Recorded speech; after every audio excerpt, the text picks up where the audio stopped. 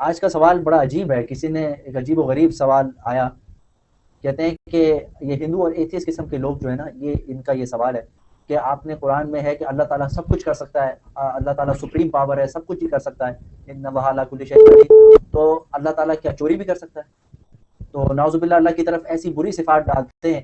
اب بندہ کیا کہ نہیں کر سکتا تو وہ کہیں گے دیکھو اللہ تعالیٰ پھر کیسے پورا کر سکتا ہے، سب کچھ کر سکتا ہے تو قرآن پہ اعتراض، اور کہیں کہ کر سکتا ہے تو کہیں گے دیکھو اللہ تعالیٰ یہ، تو ایسے نیگیٹو سوال اللہ کی طرف پرپوز کرتے ہیں. اس کے بارے میں بڑا مزید کا خیز سوال ہے.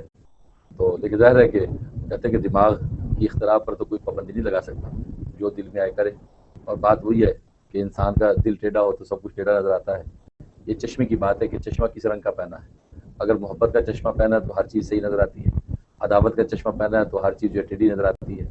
اسے حضرت حکیم الامت تھانوی رحمۃ اللہ لکھا ہے نا کہ جس رنگ کا چشمہ پہنو گے چیزیں ویسے رنگ کی نظر آئیں گی. اگر ہرے رنگ کا چشمہ پہنو گے ہر چیز ہری نظر آئے گی، سرخ رنگ کا چشمہ پہنو گے ہر چیز سرخ نظر آئے گی، براؤن پہنو گے براؤن نظر آئے گی. بات وہی ہے، وائٹ چشمہ پہنو گے تو آپ کو ہر چیز اپنے اصل رنگ میں نظر آئے گی. تو بات وہی ہے کہ اس طرح کے دشمنان اسلام جو ہے انہوں نے چشمہ اصل میں وہ عداوت کا پہن رکھا ہے، لہٰذا انہوں نے کوئی نہ کوئی جو ہے وہ ٹیڑھا پن نکالنے کی کوشش کرنی ہے.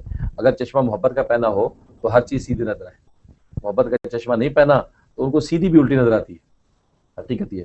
تو ورنہ اس میں کوئی ایسی بات نہیں کہ قرآن کریم میں جو اللہ تعالیٰ کا ارشاد ہے کہ ان اللہ علی کل شیء قدیر، اللہ ہر چیز پر قادر ہے، تو اور اس پر انہوں نے یہ نیگیٹو نکال دیا کہ اللہ چوری پر بھی قادر ہے. تو وہ اصل میں یہ سوال جو ہے حجت الاسلام حضرت مولانا قاسم نانوتوی رحمۃ اللہ علیہ سے یہ پنڈت دیانت سنگھ سرسوتی نے کیا تھا. یہ وہی اصل میں اس قسم کے بعض شبہات چلے آ رہے ہیں. اور حجت الاسلام مولانا قاسم نانوتوی رحمۃ اللہ علیہ ان کے ساتھ مناظرہ کرتے تھے. اس نے یہ سوال کیا، اس نے حضرت سے یہ سوال کیا تھا اور کہا کہ اللہ ہر چیز پر قادر ہے، تو اس کا مطلب اللہ چوری پر بھی قادر ہے. چوری کر سکتا ہے کہ نہیں اللہ، یہ پوچھا. اب اگر حضرت کہتے کر سکتا تو لوگ کہ یار یہ کیا بات کیا آپ نے، اللہ چوری کرے گا. اور اگر کہتا نہیں کر سکتا تو کہتے پھر قرآن غلط ہے. یہی ہم کہتے ہیں یہ قرآن غلط ہے، یہ اللہ کی کتاب نہیں ہے، خود ہی بنا رکھی ہے. یہ اس کا اعتراض اس نے کیا. اور یہ اس قسم کی شبہات چلے آ رہے ہیں کہ جو آج معاشرے کے اندر گھومتے ہیں. تو حضرت نے بڑا اچھا جواب دیا. تو حضرت نے فرمایا کہ دیکھو چوری کہتے ہیں کس کو، چوری کی ڈیفینیشن کیا ہے.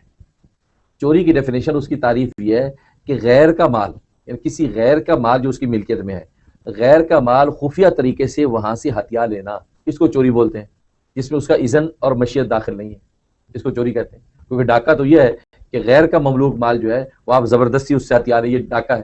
اور چوری سے کہتے ہیں کہ غیر کا جو ہے وہ مملوک مال خفیہ طریقے سے آپ بغیر اس کے اذن کے حاصل کر لیں، اس کو کہتے ہیں چوری.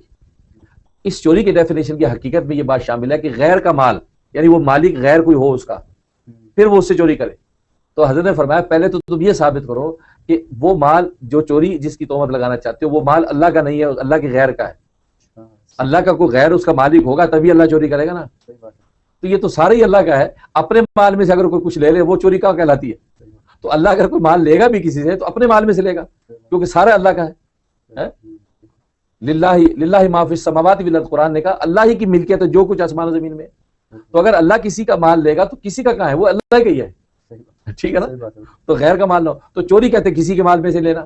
تو آپ پہلے کسی کا مال ثابت کریں، اللہ اس کا مالک نہ ہو، وہ مالک ہو، پھر آپ چوری کا اعتراض کریں. جب آپ یہ ثابت نہیں کر سکتے تو پھر آپ یہ چوری کی تہمت کی نسبت اللہ کی طرف کرنا ہی محال ہے، کیونکہ اللہ کے غیر کا مال نہیں، سارا ہے ہی اللہ کا. اور اپنے مال میں سے اگر کوئی لے تو اس کو کوئی چوری نہیں بولتے. ماشاءاللہ بڑا زبردست آپ نے اس کو ایکسپلین کیا. حقیقت ہے بالکل. تو کیونکہ یہ ہم سوچ بھی نہیں سکتے کہ واقعی چوری کی ڈیفینیشن تو یہ ہے کہ مال کسی اور کا ہونا چاہیے، مال کو کسی اور کو ہونا چاہیے. تو کوئی مال اس کو اللہ کے علاوہ اللہ کی سارا، بلکہ اللہ نے ہمیں دے رکھا کہ آپ استعمال کر لو بھائی. اللہ نے ہمیں دے رکھا یا چلو یہ تمہارا مجازی مالک بنا دیا ایک نام کے طور پہ کہ آپ کا ہے، ورنہ ہے تو اصل اللہ کا. جیسے ایک بینک ہے، بینک میں جو لاکھوں ملین جو پڑا کس کا ہے، میرا اور آپ کا ہے. وہ تو بینک کا تو کچھ بھی نہیں. اب میں جاتا ہوں چیک لکھا میں نے، میں کہا جی $10,000 دے دو، تو میں اپنے مال میں سے لے کے آ رہا ہوں، میرا مال ہے. بینک کا کوئی احسان نہیں ہے، بینک بلکہ آپ کا شکریہ کرتا ہے. تو اسی طریقے سے وہ سارا مال جو ہے نا ہمارا اپنا ہے، تو اس میں سے ہم لے لیتے ہیں. اب کیشیئر کیش کر کے آپ کو دے رہا، کیشیئر یہ نہیں کہہ سکتے جی میں نے آپ کو $10,000 دیے. بٹ تو نے کیا دیے، میرے اپنے بھائی، میں نے آپ کو دیے، بلکہ آپ اسے کام چلا رہے ہیں. تو اللہ نے ہمیں کام چلانے کے لیے ہمیں دے رکھا یہ سب کچھ، ورنہ خود اللہ مالک ہے. تو لہٰذا چوری کی ڈیفینیشن اللہ پہ صادق آ ہی نہیں سکتی، کیونکہ اللہ کے غیر کا کوئی مال ہی نہیں.